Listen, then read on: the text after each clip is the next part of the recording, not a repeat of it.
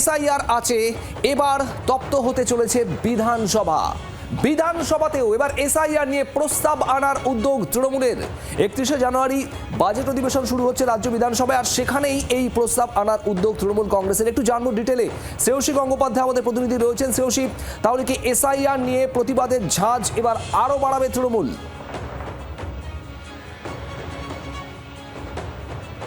দেখো, এসআইআর ইস্যুতে আসন্ন বিধানসভার যে বাজেট অধিবেশন, সেই বাজেট অধিবেশনে কিন্তু কার্যত মুখোমুখি হতে চলেছে শাসক এবং বিরোধী। যেখানে এই মুহূর্তে এখনো পর্যন্ত যে পরিকল্পনা রয়েছে যে এই যে বাজেট অধিবেশন, সেই বাজেট অধিবেশনে কিন্তু এসআইআর ইস্যুতে, অর্থাৎ যেখানে যে বিষয়টা নিয়ে তৃণমূল কংগ্রেস ইতিমধ্যেই সরব, যে মানুষের হয়রানি হচ্ছে, এত মানুষের মৃত্যু হয়েছে, যে বিষয়টা নিয়ে ইতিমধ্যেই তৃণমূল সুপ্রিমো মমতা বন্দ্যোপাধ্যায় প্রত্যেকটা জেলাতে কার্যত সভা করছেন, প্রতিবাদ মিছিল করছেন। অভিষেক বন্দ্যোপাধ্যায় তিনিও পথে একাধিক কর্মসূচিতে রয়েছেন।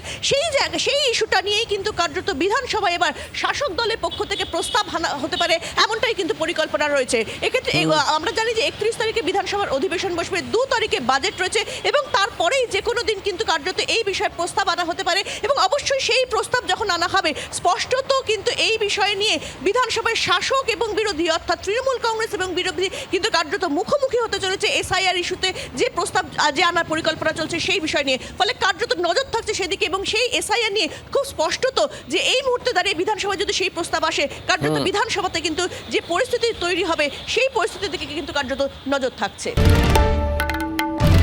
বাংলার আওয়াজ, বাঙালির আবেগ, জি 24 ঘন্টা।